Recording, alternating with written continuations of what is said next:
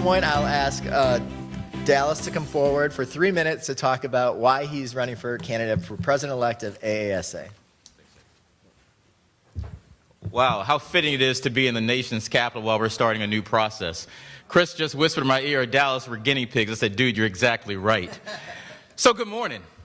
To whom much is given, much is required, and it is quite humbling to be able to speak in front of my colleagues and to be here with my friend and colleague, Dr. Chris Gaines, to speak on why we believe that being president-elect of our great organization is such an honor.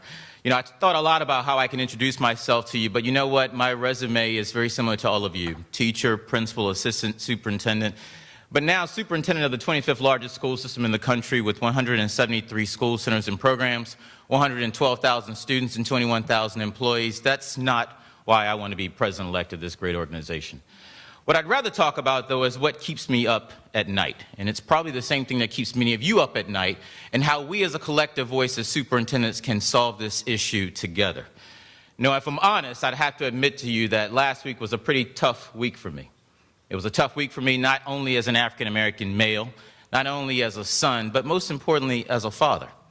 What it also did for me is put in perspective how important it is for all of us as superintendents to come together and actually have a national voice about a national issue. See, just like all of you in my community, folks listen to the superintendent. Folks watch the superintendent. And folks look to the superintendent for leadership on complex issues. And right now, our nation is facing a complex issue where we have inequities all throughout our nation's public schools. See, right now, we have over 50 million students in our nation's public schools, over 15,000 school system, and that's 15,000 voices of strong leadership that indeed matters.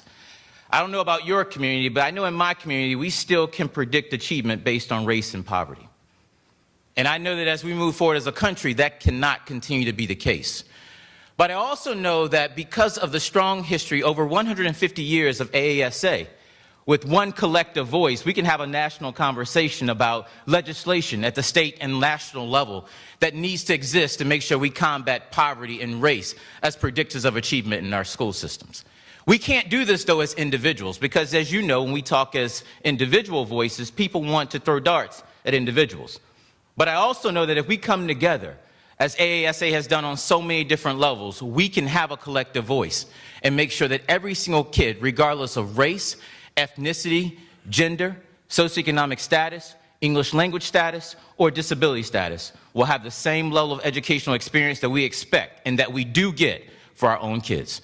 So I hope that you will support me in my running for president-elect of this organization so that as national leaders in this educational movement, we can make sure that all kids get that same type of opportunity. Thank you.